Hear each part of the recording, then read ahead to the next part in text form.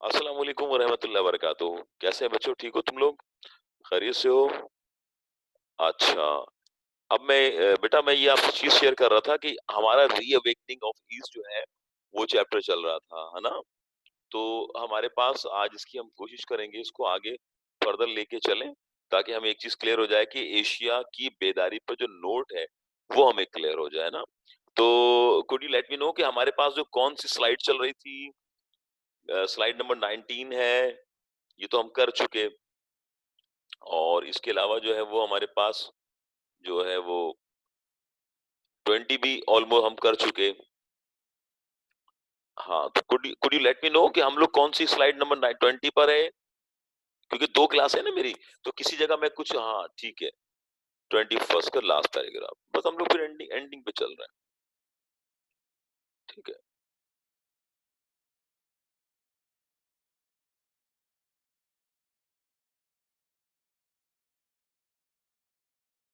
ठीक है। 21 का लास्ट, है ना? 21 का लास्ट पैराग्राफ, ठीक है जी। अच्छा मैं यहाँ इसको लास्ट पैराग्राफ 21 का।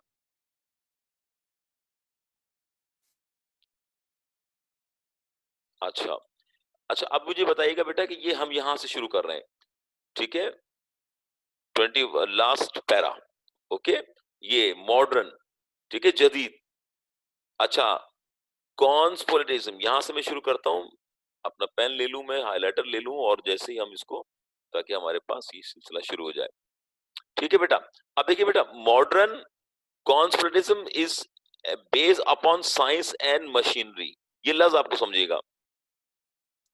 यानी जदीद देसीपन ये बेस करता है किस पर? साइंस और मशीनरी पर। साइंस और मशीन पर।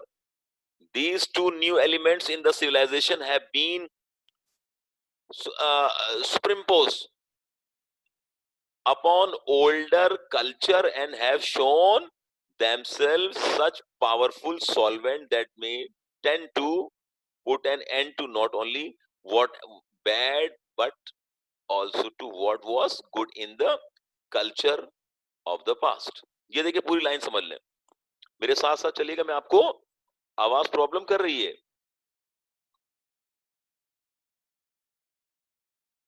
ठीक है। अच्छा अब मैं पढ़ता हूँ ना तो और क्लियर करता हूँ, ठीक है? बाद बच्चों को मसला नहीं हो रहा, बास को हो रहा है।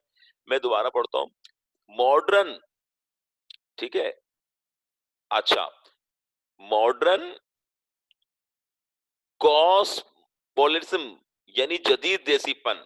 इसका मतलब क्या है? जदीद देसीपन।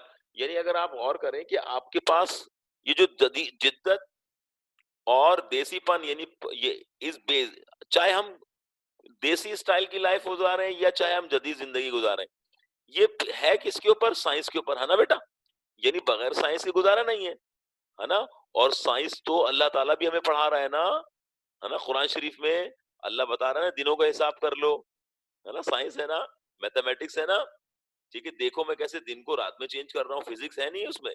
तो बच्चों इसको समझना होगा कि जदीद या देसीपन ये साइंस पर है और मशीनरी पर है ना? बगैर मशीन के तो गुजारा नहीं है ना। आज आप पढ़ रहे हैं मशीन के ऊपर बैठ के, हम सब पढ़ रहे हैं, हम भी सीख रहे हैं। These two new elements in civilization, ये दो ऐसे एलिमेंट हैं जो कि तहजीबी दायरों में हैव बीन सुपर इम्पोज्ड, है ना? नुमाया फौकियत हासिल कर ली है।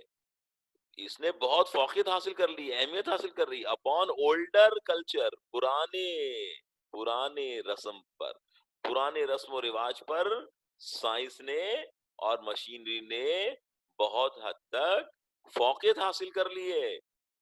हाँ, and have shown themselves such powerful solvent, और एक ऐसा ताकतवर सॉल्वेंट बन गया है, ऐसी ताकतवर सॉल्वेंट एक ऐसा महलूल बन चुका है दैट हैव टेंड टू, ठीक है, put an end not only to what was bad and also to what was good in the culture of past। यानी इसने ये तमाम बातें खोल कर रख दी हैं कि माजी में क्या गलत था क्या सही था। ये एक ऐसा सॉल्वेंट है, एक ऐसा एक ऐसी चीज है जिसने पुरानी तहजीब और कल्चर को नई तहज़ीब और कल्चर से अलग कर दिया है और उसकी अच्छाइयाँ और बुराइयाँ दोनों हमारे सामने रख दी हैं। ठीक है? देखिए ना, यानी आप देखिए कि साइंस ने तो राज़ खोल के रख दिए ना। मशीन ने तो हमारी मदद कर दी। मशीन ने मदद कर दी और मशीन की मदद किस तरह हुई? साइंस के थ्रू हुई। तो लिहाज़ा आज इसकी अच्छाइयाँ और बुराइयाँ हमारे सामने दोनों मौजूद हैं। ये तो हम पर है। ये तो हम पर है, हम इसे कैसे इस्तेमाल करते हैं। It must be admitted that they are necessary and they are good. ये इस बात को मानना चाहिए। दे आर नेसेसरी, ये बहुत ज़रूरी है, and they are good if rightly controlled. अब देखो आ गई ना बात। भाई देखो, साइंस की चीजों को आप अगर सही अंदाज में कंट्रोल कर लें तो ये तो आप पर है। क्या ख्याल है? ये तो आप पर है ना कि साइंस की चीजों को आप किस तरह कंट्रोल करते हैं। इफ राइटली कंट्रोल्ड, है ना, अगर सही अंदाज में कंट्रोल कर लिया तो अच्छी बात है। It is need not to be admitted that the adulation, adulation का मतलब होता है चालाकी, चापलूसी, फ्लटरिंग ऑफ देम शुड, ठीक है, याद रखना, स्वीप अवे एवरीथिंग एल्स। याद रखना, ये जरूरी नहीं है, ये बात मान लो कि ये जमाने का माशरे का जो चालाकी या चापलूसी खत्म हो जाएगी और इसका सफाया हो जाएगा। If human life is to be tolerable, it can not be wholly mechanised. ये देखो यहां तक देखो, मैं यहां से पढ़ता हूं ताकि आपको दोबारा क्लियर कर दूं। ये देखो, ये पूरा पढ़ रहा हूं, ठीक है। यार एक बात बताऊं, यहां से क्या कह रहा है कि अगर मशीन को सही इस्तेमाल करोगे तो ठीक है। It's not be admitted that the adulation of them should be, याद रखना, adulation of them should be. ये आज जो, ये जो चालाकी और ये माशरे की खत्म नहीं हो सकती, ये इसका सफाया नहीं हो सकता। हाँ, माशरा तो रहेगा ऐसे ही, मगर अगर इंसान की जिंदगी को काबिल बर्दाश्त बनाया जाए, टॉलरेबल का मतलब काबिल बर्दाश्त, it can not be wholly mechanised. यार इंसान की जिंदगी को अगर आप जो काबिल बर्दाश्त अगर बनाना है तो याद रखना, इसे मशीनाइज नहीं होना चाहिए। इंसान को मशीनों की तरह नहीं रहना चाहिए, है ना, है ना बेटा। बेटा मैं अजान के लिए सिर्फ मैं यहाँ थोड़ी देर के रुक जाता हूँ, फिर 10 मिनट का टाइम दे दूं आपको, या 7-8 मिनट का, ठीक है, 7-8 मिनट का टाइम ले लेते हैं, ठीक है, नमाज पढ़ते हैं, फिर जल्दी से आ जाते हैं क्लास में, ठीक है। अस्सलाम वालेकुम व रहमतुल्लाहि व बरकातहू।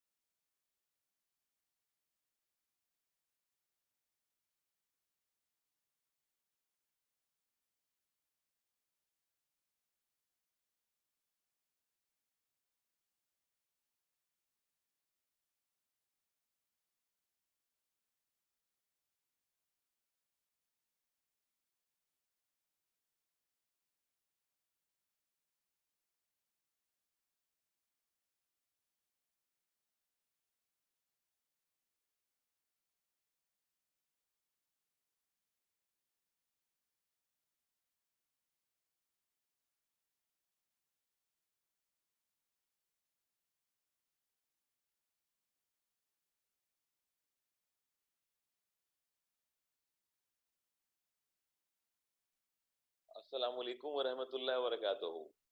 आ, आपको मेरी आवाज आ रही है?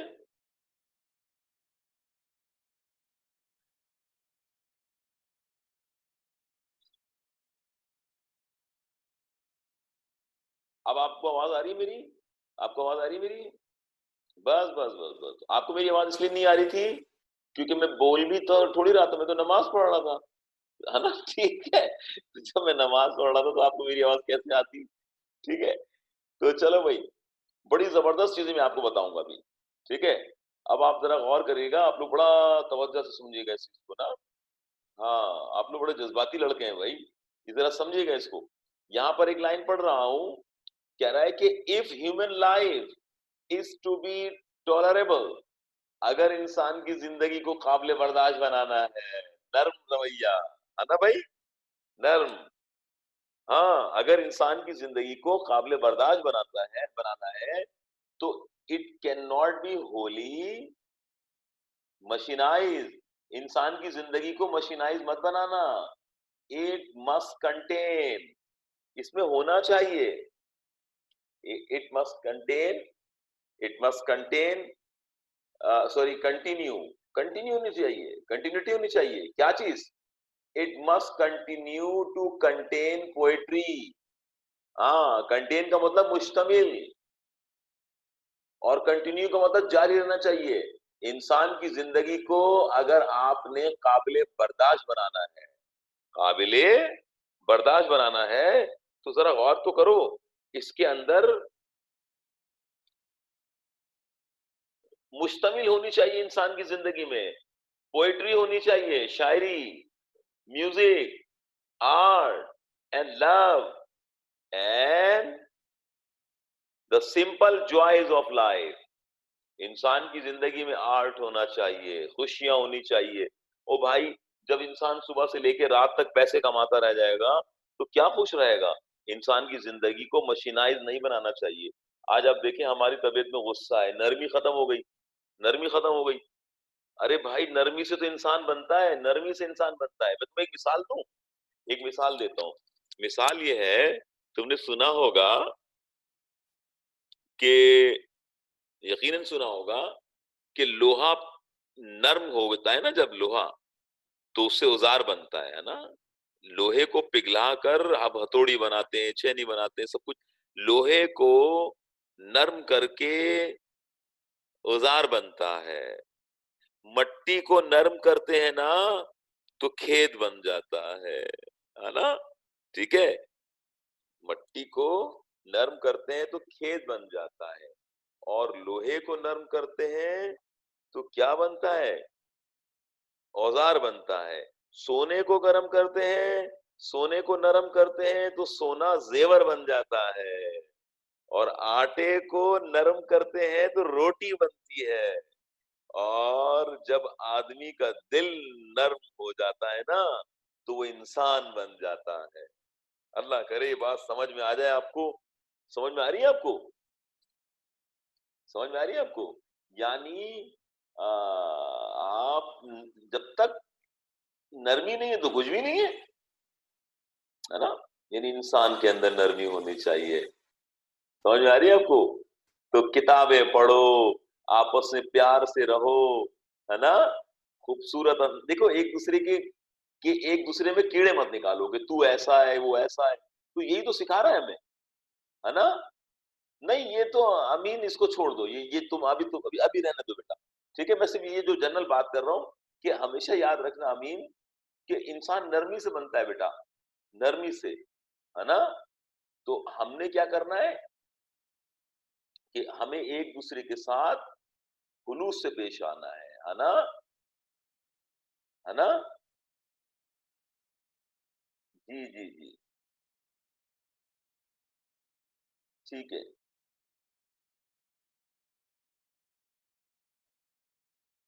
अच्छा, अब आप ये देखो, मैं आपको एक बड़ी बात बताऊं, है ना? अब देखो, जरा गौर करना, जरा तुम लोग मेरी बात पे गौर करना, कि इंसान परेशान है। अब देखिए ना, इंसान परेशान क्यों है? क्योंकि वो अपनी फैमिली को टाइम नहीं देता, वो किताब नहीं पढ़ता, वो आर्ट से कोई दिलचस्पी नहीं, पोएट्री से दिलचस्पी नहीं, किताबों से नहीं दिलचस्पी, है ना? समझ में आ रही है ना? हाँ।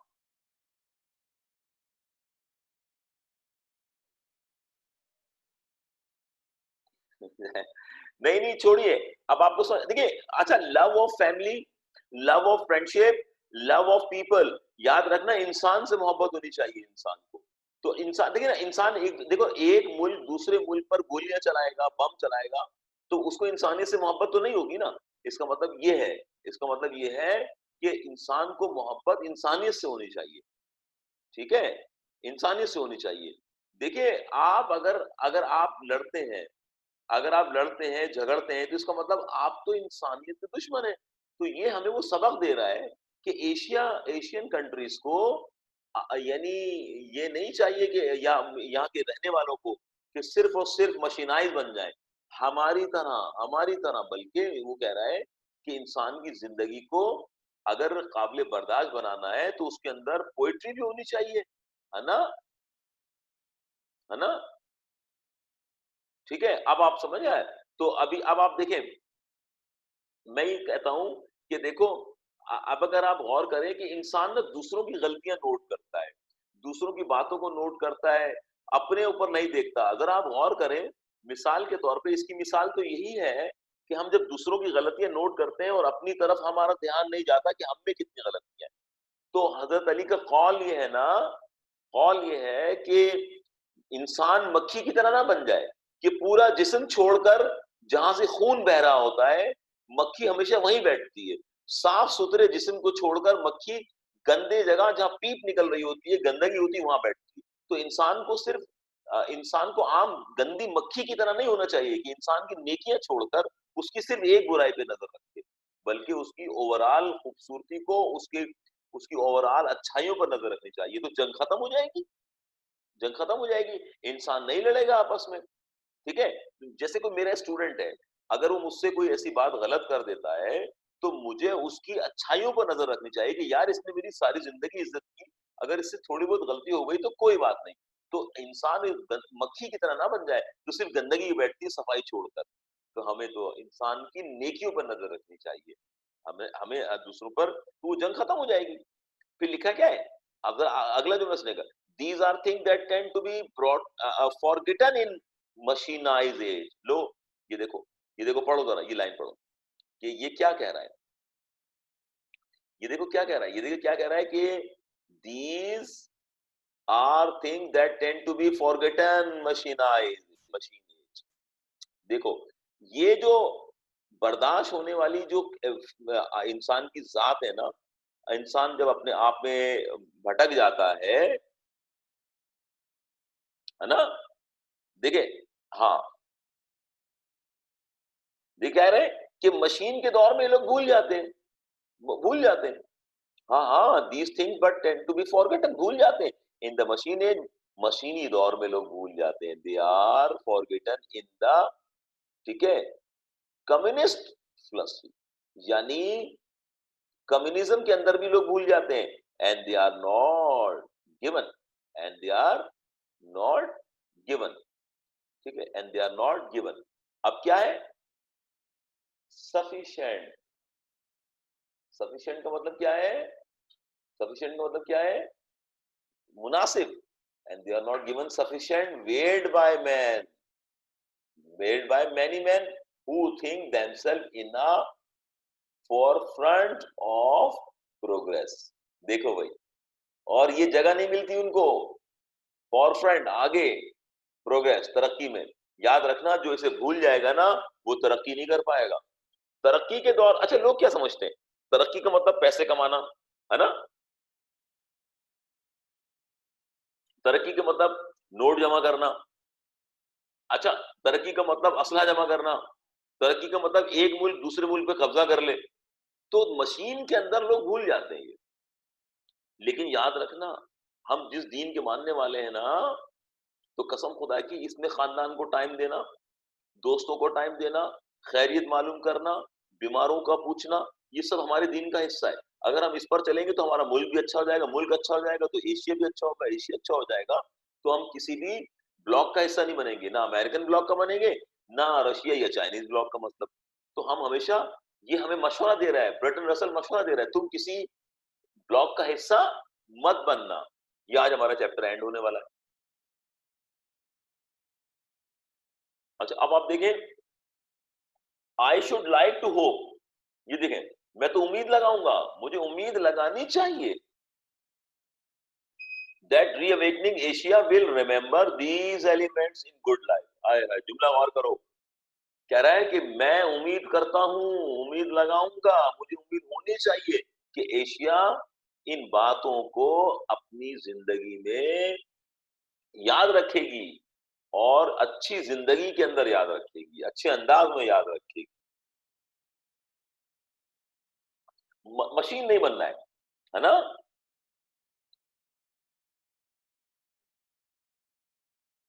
हाँ, बिल्कुल, बिल्कुल। मैं आखिर में इसकी इंपॉर्टेंट क्वेश्चन बताऊंगा, ठीक है? फिक्र ना करें आप, ठीक है?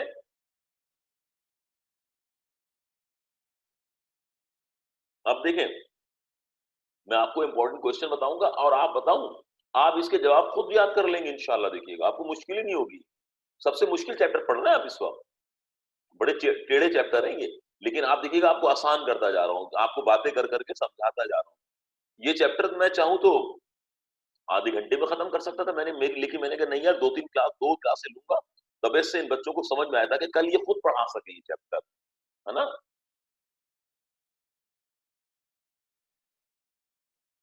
वाह भाई वाह, डर के आगे जीत, शाबाश, शाबाश, शाबाश।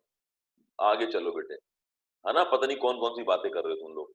तो क्या कहते हैं कि हमेशा याद रखना, हमेशा याद रखना मेरा बेटा, कि कहता है कि इस एलिमेंट्स को एशियन लोगों को चाहिए, एशियन कंट्री को चाहिए कि अपनी गुड लाइफ में भूले नहीं, याद रखें।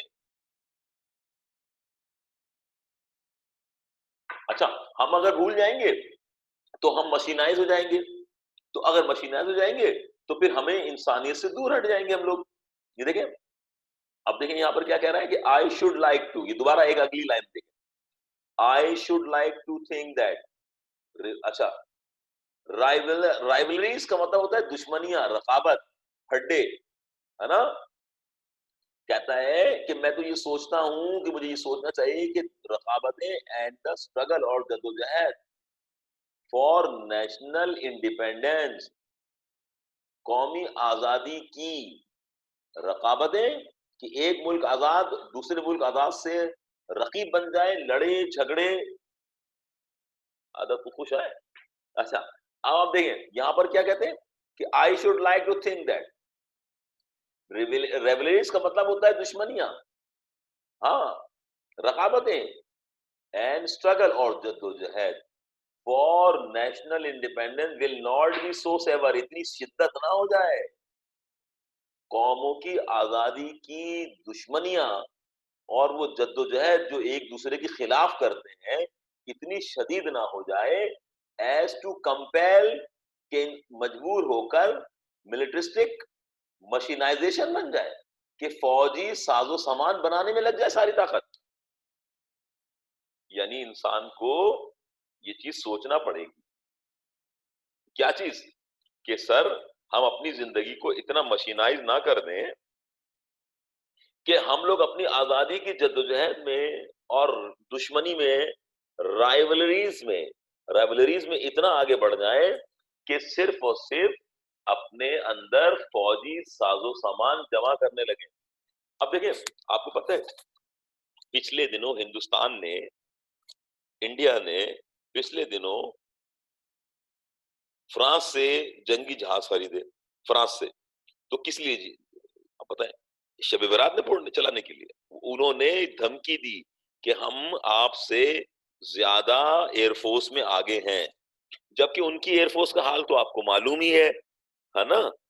है ना? कुलभूषण यादव की शक्ल में भी, और जो अभी पायलट पकड़ा था एक वो, अब आप गौर करें कि कितनी एयरफोर्स आपकी स्ट्रांग है, लेकिन उसने नए जहाज खरीद कर पाकिस्तान को ये पैगाम दिया है कि मैं पीछे हटने वाला नहीं हूं। तो वो फौजी सामान जमा कर रहा है ना? ठीक है ना? अब वो क्या कर रहा है? हाँ, अभिनंदन था, तो उसने क्या किया, फौजी सामान जमा कर रहा है, लेकिन आप याद करें, हाँ, याद है ना, आप यकीन करें कि आपने उसे पकड़ा भी, उसका जहाज भी तबाह किया, उसको पकड़ने के बाद उसको उसका ख्याल रख के पूरी दुनिया को सामने उसको वापस भी कर दिया, सिर्फ इसलिए कि हम दुश्मन, अमन के दुश्मन नहीं हैं, हम प्यार करते हैं, है ना? ठीक है? तो अब आप बताइए कि आप लोग कितने ज्यादा अच्छे हैं, लेकिन उसने क्या किया, उसका जवाब क्या दे रहा है वो, फौजी सामान जमा करके वो सिर्फ और सिर्फ, पता है क्या साबित कर रहा है, कि मैं तुमसे पीछे हटा नहीं हूं। तो इसमें ये बर्टन रसल हमें क्या कह रहा है, कह रहा है कि इन, मैं तो ये चाहूंगा कि दुश्मनियां इतनी ना बढ़ जाएं कि उस जद्दोजहद में कौमी आजादी की शक्ल इतनी शिद्दत इख्तियार कर ले कि मजबूरी के अंदर फौजी सामान जमा करने लगे। मैंने शॉर्ट कर दिया, बड़ा बिल्कुल आपके लेवल का ट्रांसलेशन कर रहा हूँ, नीचे आगे पढ़ा रहा हूँ आपको, ताकि मैं वर्ड टू वर्ड नहीं कर रहा, कॉन्सेप्शनल कर रहा हूँ। I should say to reawakening nation of Asia, मैं तो चाहूंगा कि यहाँ की जो एशिया की कौमें हैं, मैं उनसे क्या कहूंगा, your independence will not be very difficult to preserve. अरे मैं तो कह रहा हूँ तुम्हें अपनी आजादी को बरकरार करना इतना मुश्किल नहीं है, especially in view of the division of the rest of the world into two hostile campus। खास तौर पर इस नुक्ता नजर से व्यू ऑफ द डिवीजन, जो तकसीम हुई है दुनिया में, रेस्ट ऑफ द वर्ल्ड, दुनिया की जो बाकी दुनिया तकसीम हुई है इनटू टू, दो, हॉस्टाइल, मुखालिफ, और कैंपस माने यानी पार्ट, यानी समझ लीजिए कि दुनिया दो मुख्तलिफ दुश्मनी के या स्पेशली दो पार्ट में बटी हुई है। हॉस्टाइल का मतलब मुखालिफ कैंपस, है ना, हॉस्टाइल का मतलब मुखालिफ कैंपस, यानी दो मुख्तलिफ कैंपस में दुनिया बटी हुई है। एशिया, तुम्हें तो अपनी आजादी बरकरार रखना इतना मुश्किल नहीं है। कैसे, कैसे, तुम किसी का भी हिस्सा ना बनो। हाँ, मैं तुम्हें अंदर की बात बता रहा हूँ कि पाकिस्तान भी यही करता है, अमेरिका से जाता है तो अमेरिका की तरफ हो जाता है, और हम चाइना की तरफ है तो चाइना से भी फायदा उठा सकते हैं, लेकिन हम किसी की दुश्मनी का हिस्सा नहीं बनना चाहते, है ना, समझ में आ रही है आपको? हाँ, तो दुनिया बटी हुई है दो हिस्सों में। उस जमाने में रशिया बड़ा ताकतवर था तो उसने रशिया का नाम भी लिख दिया, लेकिन आजकल चाइना जो कि उभर रहा है, नई एटॉमिक पावर तो है, लेकिन वो एक सुपर पावर के तौर पर उभरा हुआ है और उभर भी रहा है और तकरीबन उभर चुका भी है, लेकिन हमें किसी का हिस्सा नहीं बनना बतौर पाकिस्तानी। लेकिन ये सिर्फ पाकिस्तान को मशवरा नहीं दे रहा, ये किसको मशवरा दे रहा है, एशिया को, और एशिया में इंडिया भी तो शामिल है ना, और इंडिया इसके मशवरे पर अमल नहीं करेगा, क्योंकि वो तो पाकिस्तान को नीचा दिखाना चाहता है, तो पाकिस्तान की भी मजबूरी है फिर। हालांकि ये दोनों मुल्क जितना पैसा अपने दिफा पे खर्च करते हैं, इसके साथ साथ अगर दिफा पे करें, लेकिन अगर उसको कम करके गरीब आवाम पे लगा दें, सड़कें बनाएं, गटर बह रहे हैं, और हमारे यहाँ अच्छी ट्रांसपोर्ट हो जाए, रेलवे का निजाम अच्छा हो जाए, हमारी एयरलाइन अच्छी हो जाए, हमारी तालीम फ्री हो जाए, हमें बगैर फीस के हम पढ़ें, हम बगैर किसी स्टूडेंट कार्ड के ऊपर, अब यानी स्टूडेंट कार्ड पर हम सफर करें, तो हमारी जिंदगी आसान हो जाए, हमारे रोजगार हो, हमारे फैक्ट्रियां हो, हमारे यहाँ मशीनाइजेशन आ जाए, तो मुस्बत मशीनाइजेशन हो सकती है, लेकिन इनको समझ में नहीं आएगा, लिहाजा पाकिस्तान भी मजबूर है ना, है ना, है ना, यकीन जाने, खुदा की कसम मैं बता रहा हूं आपको समीर, मैं आपको सच बता रहा हूं, यकीन जाने, हाँ, हम हम तो बहुत अच्छे लोग हैं ये खिजर, कि हमारी फोर्सेस ने अपना बजट कम किया है, और आप यकीन करें हमारे नाले हमारी फौज साफ करने आ रही है, हमारे नाले हमारी फौज साफ कर रही है, इलेक्शन हमारी गवर्नमेंट, हमारी फौज हमारे कराती है, हमारे बहुत हम और हमारे हम लोग बहुत अच्छे हैं, हमारा मुल्क बहुत अच्छा है, यकीन माने, है ना, आप यकीन करें, मैं आपको एक बात बताऊं कि अगर ये पैसा हमारे मुल्क पर लगे और दिफा पर भी खर्च हो, क्योंकि कुरान में है, कुरान में है, कुरान में है, अल्लाह पाक कुरान में कह रहे हैं कि अपनी नेज़ों को तेज रखो, अपनी अपनी असलहे को, अपनी ताकत को जमा करके रखो। तो ये तो कुरान का हुक्म, मोमिन तो अल्लाह के रसूल ने क्या फरमाया कि अल्लाह के रसूल ने फरमाया मेरी रोज़ी अल्लाह ने नेज़े की नोक पे रखी है। इसका मतलब जिहाद और ये अपने मुल्क के लिए काम करना ये बुरी बात नहीं, ये सिर्फ फौज का काम नहीं है। ये तो हाँ, हर मुसलमान का काम है। लेकिन इसके साथ-साथ जहाँ गुर्बत मिटाने का काम भी हो सकता है। अगर ये दुश्मनी खत्म हो जाए तो एशियन मुल्कों के दरमियान अगर दुश्मनी खत्म हो जाए तो ब्रटन रसल हमें कह रहा है कि यही पैसा हमारे अवाम के भी काम आ सकता है ना? ठीक है बेटा, अब आगे चलूँ मैं? चलें जनाब, आगे चलता हूँ, ठीक है, अब देखें, अब आगे देखें, बट, ये देखिए यहाँ से, but what will be perhaps, अब क्या करें? Be more difficult will be refrain from copying the mistakes of West. हाँ, मगर शायद ये बड़ा मुश्किल होगा, will be to refrain from, refrain का मतलब बाज रहना, दूर रहना, है ना? बाज रहना, दूर रहना, from the copying and the mistake of the West, कह रहा है ये बड़ा मुश्किल है, मगरिब की नकल तो करना होगी ना आपको, क्योंकि आप भी तो असला जमा कर रहे हैं, एशिया वाले भी गलत कर रहे हैं। The West throughout the last 5 centuries had displayed extraordinary energy which has taken many forms, some good, some bad. देखो भाई, समझ लो, कह रहा है कि एशिया ने पिछले 5 सदियों से जो किरदार अदा किया है, वो एक्स्ट्रा ऑर्डिनरी एनर्जी पर किया है। और वो एनर्जी उन्होंने कहाँ इस्तेमाल करी है? जिसकी कुछ शक्लें तो अच्छी हैं और कुछ शक्लें बुरी हैं। मसलन एनर्जी पर 5 सदियां हमने गुजार दी, कह रहा है, लेकिन क्या किया हमने? हमने असला बनाया जो कि बुरा है। हाँ, हमने गाड़ियां बनाई, हम चांद पर जा रहे हैं, हम गुर्बत मिटाओ पे काम कर रहे हैं, हम हम हम जो है वो एग्रीकल्चर पे काम कर रहे हैं, हम हेल्थ पे काम कर रहे हैं, तो बहुत अच्छी बात है, बहुत अच्छी बात है। लेकिन अगर असला गने बनाना, एटम बम बनाना, तो ये बहुत बुरी शक्ल है और इसमें एक्स्ट्रा ऑर्डिनरी मगरिब ने काम किया है, मशरिक ने काम नहीं किया। तो ये उसकी अच्छाइयां और बुराइयां बता रहा है, ठीक है? आपको उसकी अच्छाइयां और बुराइयां बता रहा है। अब it has explored the world from pole to pole, हाँ अच्छा काम हुआ है। यानी आज साइंस की मदद से, मशीनों की मदद से एक्सप्लोर ढूंढ लिया है दुनिया को, एक एक जगह से, दुनिया के एक किनारे से लेकर दूसरे किनारे तक आज दुनिया आपने ढूंढ ली है। मशीन से मुमकिन हुआ ना, साइंस से मुमकिन हुआ। It has learn the secret of atom. आज पोल टू पोल का मतलब होता है एक जगह से दूसरी जगह, यानी दुनिया के एक किनारे से लेकर दुनिया के दूसरे किनारे तक आज आप जानते हैं, है ना? आज आप बैठ के मुझसे पढ़ रहे हैं, आप दुनिया में कहीं भी बैठे हुए हो, आप पढ़ सकते हैं, मैं भी आपको पढ़ा रहा हूं। तो इसका मतलब ये हुआ कि हमें इस चीज को समझना होगा कि आज ये तो अच्छा काम हुआ ना, अच्छा। और आज आपने सीक्रेट ऑफ एटम, आज आप एटम के राज जान चुके, एन स्टार सितारों को जान चुके, सितारों आज आप स्टार का इल्म जानते हैं।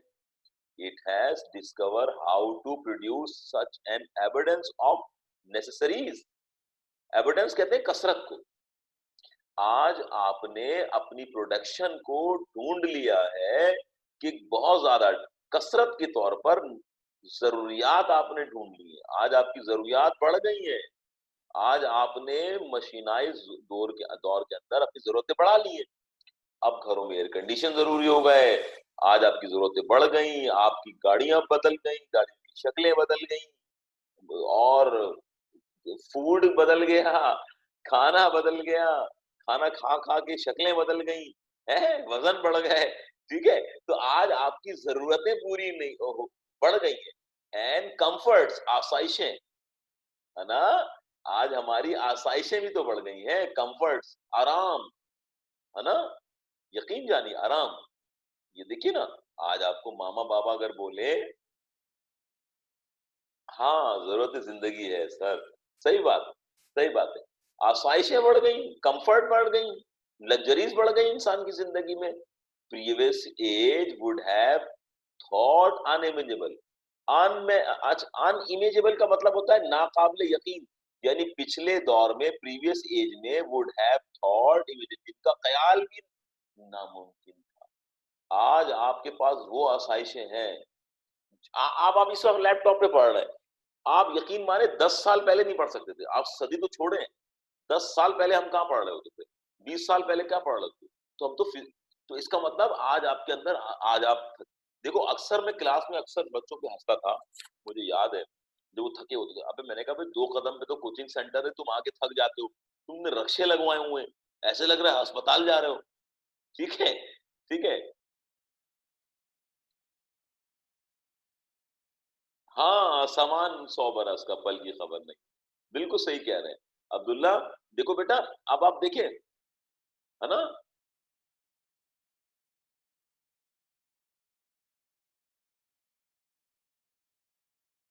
अब आप देखें, जरा गौर करें, जरा गौर करें,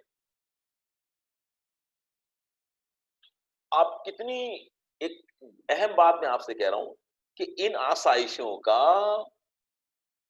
है ना, इन आसाइशों का, इन जरूरतों का पिछले दौर में ख्याल तक मुमकिन नहीं था। मगर ऑल ऑफ दिस, इसके बावजूद, विच माइट हैव, ठीक है, मिनिस्ट्रेटेड, हाँ, विच माइट हैव मिनिस्ट्रेटेड, यानी क्या कहना चाह रहा है कि इसके अंदर जो कि शायद इजाफा हुआ है। मिनिस्ट्रेट का मतलब इजाफा हुआ है, ठीक है, यानी इजाफा हुआ है। क्या चीज, किस चीज का इजाफा हुआ है। इसके बावजूद हमारे जिंदगी में आसाइशों का इजाफा हुआ है, तो इंसानी खुशियों में हैज बीन, ठीक है, vitiated by one fatal fault, had been vitiated by one fatal fault.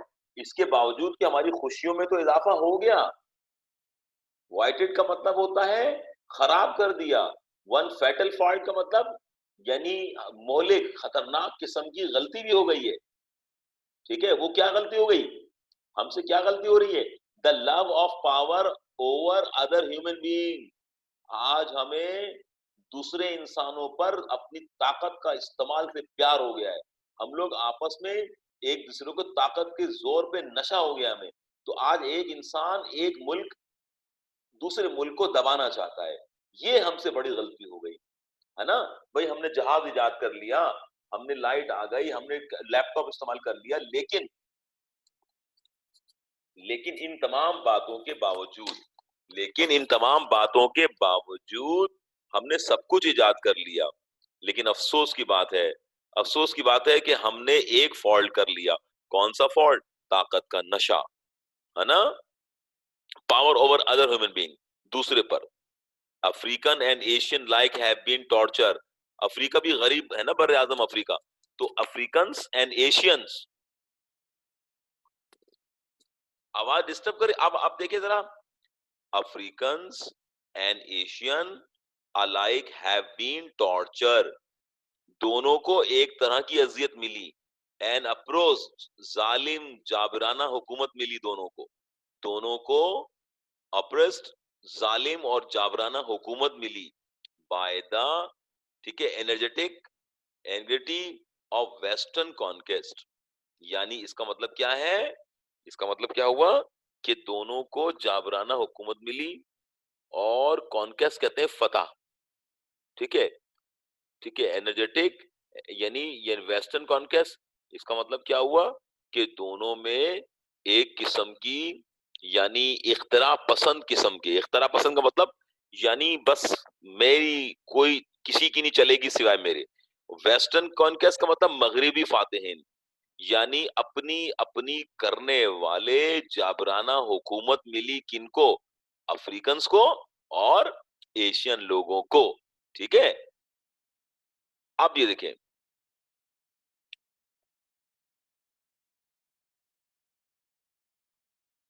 आगे चलता हूं।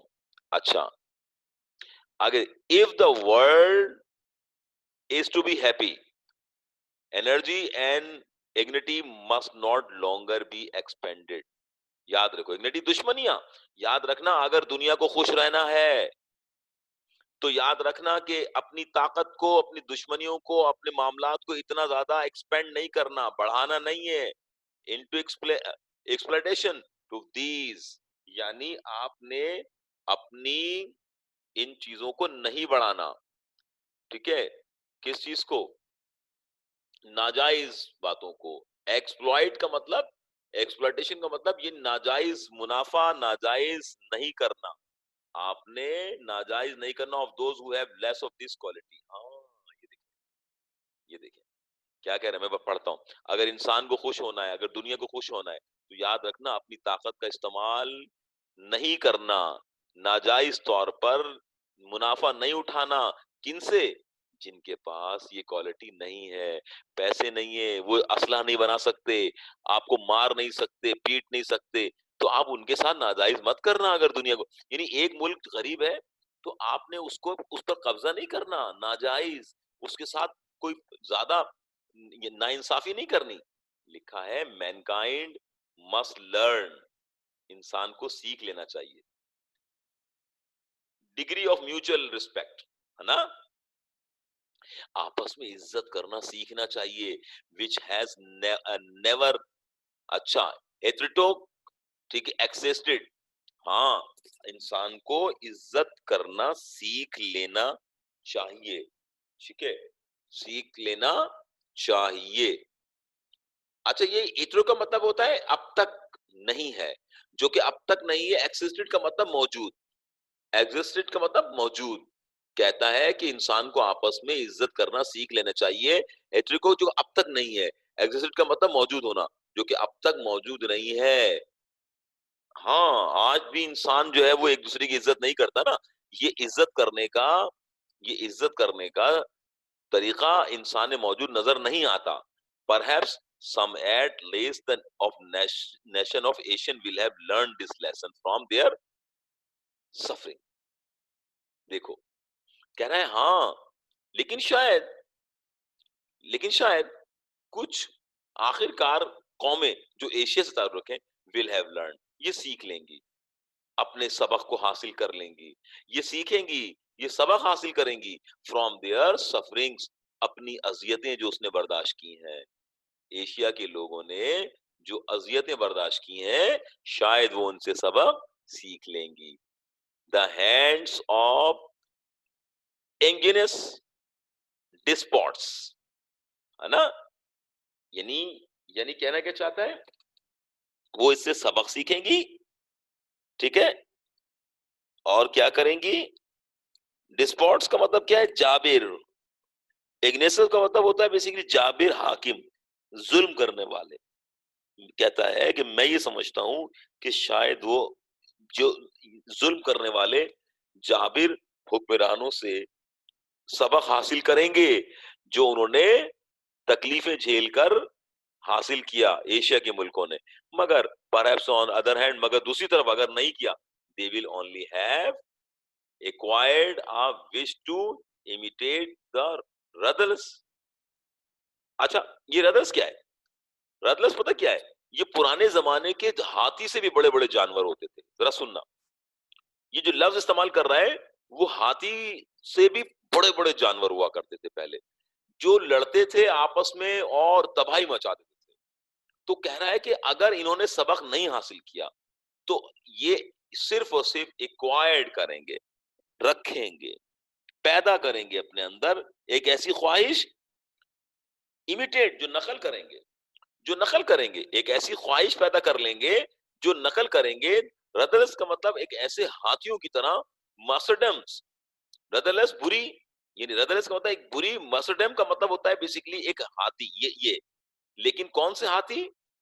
ये इसका मास्टरडम का मतलब, ये रदलस का मतलब एक बहुत बड़े, यानी बुरे, ठीक है, जालिम, बेरहम।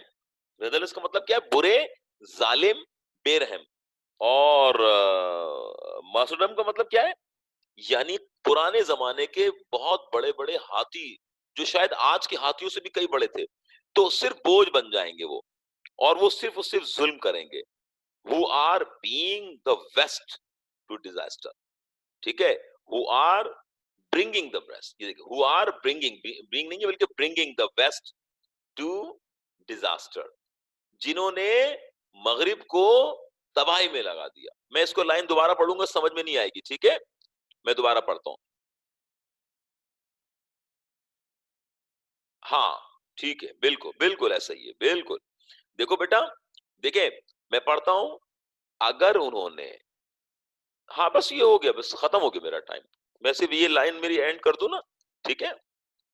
बस खत्म हो गया, ठीक है? बस आप फिर देखिए क्या कह रहे हैं। तो अगर अगर उन्होंने नकल की हमारी, तो वो अपने अंदर नकल करेंगे तो एक ऐसी चीज पैदा कर देंगे जो कि बहुत जाबिर और किस्म के और बड़े किस्म के हाथियों से मुलास, यानी जाबिर हुक्मरान की तरह बन जाएंगे जो जुल्म करेंगे और जिन्होंने मगरिब को भी तबाह कर दिया, है ना? सर ठीक है। हाँ मैं पूरा करवा रहा हूँ, ठीक है, पूरा करवा रहा हूँ। ये एंड हो गया ना बिल्कुल, चैप्टर आखिरी लाइनें चल रही हैं, ठीक है? तो अगर उन्होंने हमारी नकल की जिनकी वजह से मगरिब डूब गया, मगरिब बर्बाद हो गया, तो वो उन हाथियों की तरह होंगे जिसकी जो कि जाबिर हुक्मरानों की तरह अपने अंदर नफरत पैदा करते हैं, और इस बिना पर पूरा मगरिब तबाह हो गया हमारा। आज लोग हमें हमारे अंदर भी तो यही है कि हम एशिया पे कब्जा कर लें। हम यूरोपियन चाहते हैं कि हम एशिया पे कब्जा कर लें।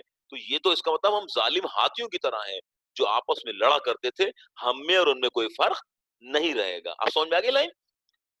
I have not the gift of prophecy. बस 3 लाइनें रह गई हैं। मेरे पास कोई भी इल्म नुजूम नहीं है। And I can not plum, मैं नहीं पहुंच सकता। प्लम का मतलब पहुंचना। ना मेरे पास इल्म नुजूम है और ना मैं पहुंच सकता हूं the depth of human feeling.